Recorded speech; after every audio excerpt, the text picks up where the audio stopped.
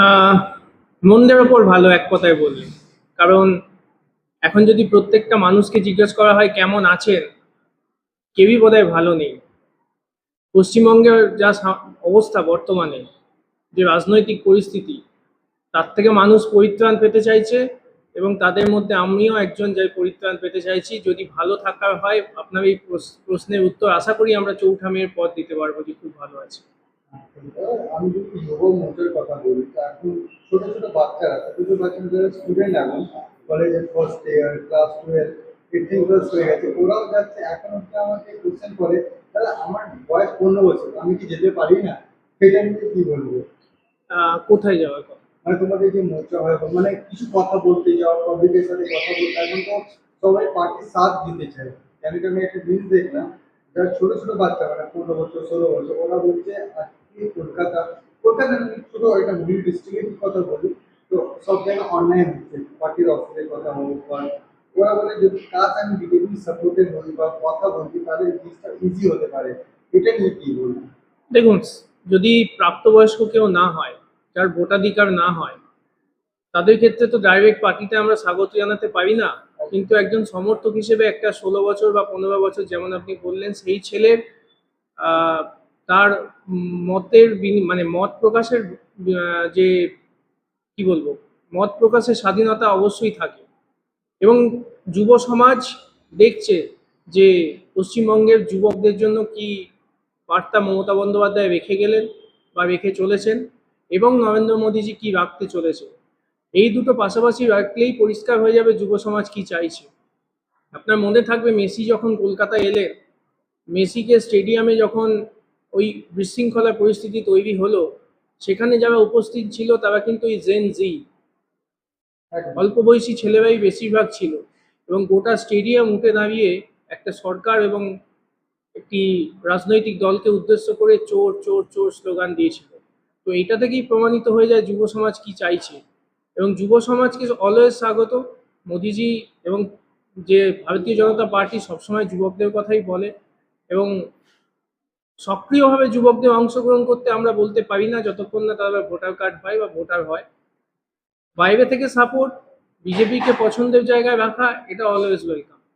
আসলে এখন রিসেন্টলি কি হচ্ছে, যারা ভোটের জন্য সাপোর্ট করতে চলছে, তো অনেকে বলছে এবার বিজেপি হারবে, রেজাল্টের উপর করতে পারে। যদি বিজেপি হারে, তো বাচ্চা বাচ্চা মেয়েরা যারা কম বয়সে, ওদের সাথে জোর জোর মানে রেপ করা যাবে। এত কি, কিছুদিন আগে যখন মোদী এসেছিলেন কলকাতায়, কন্টিনিউ লোক কমেন্টস এন্ড অল করতে চলেছে। তো এটা নিয়ে আপনি কি বলবেন? দেখুন, ভয়ের পরিবেশ তৈরি মানে বদলানোটাই তো বিজেপির লক্ষ্য। হুম। এবং প্রধানমন্ত্রীজি বলে গেছেন যে ভয় আউট ভরসা ইন, এবং অ্যাপিলও করেছেন তারপরে বিজেপিকে ভোট দিন। তো বিজেপির এই জঙ্গল রাজ, পশ্চিমবঙ্গে যে জঙ্গল রাজ চলছে, সেটাকে সমূলে উৎখাত করাই বিজেপির লক্ষ্য। এবার রইল বাকি মহিলাদের নিরাপত্তা।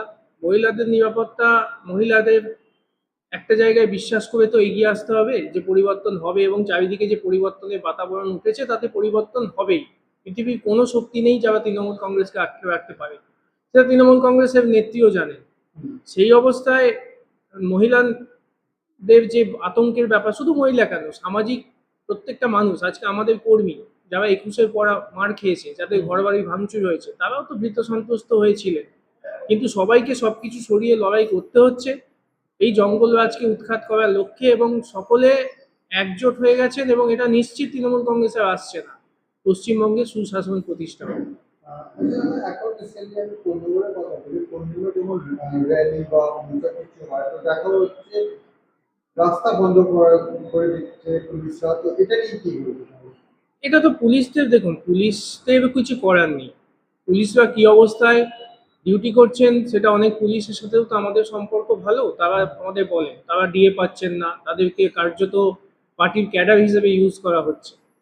পুলিশরা এটা মন থেকে হয়তো চাইছেন না, কিছু কিছু সময় বাধ্যবাধকতায় করতে হচ্ছে। কিন্তু যাদের অঙ্গুলি হেলনে পুলিশ করতে বাধ্য হয়েছে, তাদের ভবিষ্যৎ দিন খুব আহ, সুখময় হবে না, এটুকু বলতে পারি। যুবদের জন্য কি বলতে চাই? যুবকদের জন্য বলতে চাই, দেখুন, যুব শক্তি সশক্তিকরণ, যুবকদের জন্য নরেন্দ্র মোদীজি একগুচ্ছ প্রপোজাল দিয়েছেন সংকল্পপত্রে। যুবকদের জন্য আপনি যদি পাশাপাশি রাখেন, মমতা বন্দ্যোপাধ্যায় 1500 টাকা যে বেকার ভাতা সেটাতেই থেমেছেন। ভবিষ্যতের কোনো দিশা মমতা বন্দ্যোপাধ্যায়ের সংকল্পপত্রে নেই। কিন্তু আপনি যদি ভারতীয় জনতা পার্টি দেখেন, যুবকদের শুধু 1500 টাকাতেই 1500 টাকার জায়গায় 3000 টাকাতে আটকে রেখেছেন তা নয়। চাকরির সংস্থানের জন্য যে কম্পিটিটিভ এক্সামের প্রিপারেশন, তার জন্য যুবকদের মাসিক 3000 টাকা এই 15,000 টাকা এককালীন একটা দেওয়ার ঘোষণা করা হয়েছে, যাতে তারা কোনো কম্পিটিটিভ কোচিং সেন্টার বা কোনো জায়গায় ভর্তি হয়ে পড়াশোনা করতে পারেন। সাথে সাথে যুবকদের যতদিন না চাকরি পাচ্ছে ততদিন এই যে ব্যাংক অ্যাকাউন্টে 3000 করে যাবে, সেটা তাদের ক্ষেত্রে এই কোচিং চলাকালীন তাদের পড়াশোনার সামগ্রী বা বিভিন্ন পড়াশোনার বই সমস্ত কিছু কিনতেও অনেকটা হেল্প হবে।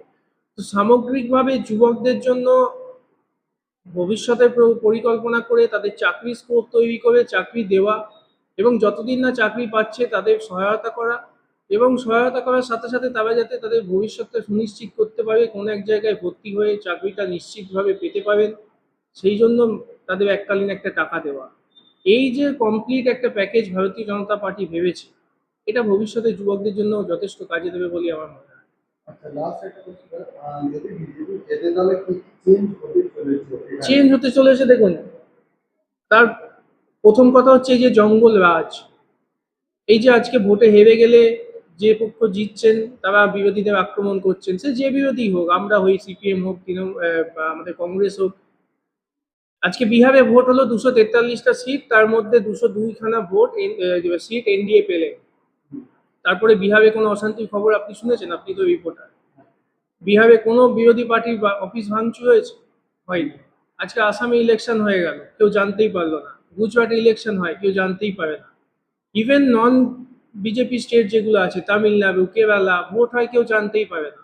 কেন পশ্চিমবঙ্গে সেটা আসবে না? পশ্চিমবঙ্গে সেই বদলটা আনা হবে, সুশাসন আনা হবে, মহিলাদের সশক্তিকরণের একটা প্রকল্প দেওয়া হয়েছে, সাথে সাথে যুবশক্তির যে সার্চ, সেটা করা হবে। সামগ্রিকভাবে পশ্চিমবঙ্গ একটা জঙ্গল রাজ থেকে সরে গিয়ে সুশাসন প্রতিষ্ঠা হয়ে একটা ভালো পশ্চিমবঙ্গ আবার আমরা দেখতে পাবো, যেখানে মানুষ মত প্রকাশের স্বাধীনতা থাকবে মানুষের, এবং মানুষ তাদের মত প্রকাশের অধিকারকে সমাজে ছড়িয়ে দিতে পারবে। সেই পশ্চিমবঙ্গ লড়ার লক্ষ্যেই ভারতীয় জনতা পার্টি লড়ছে।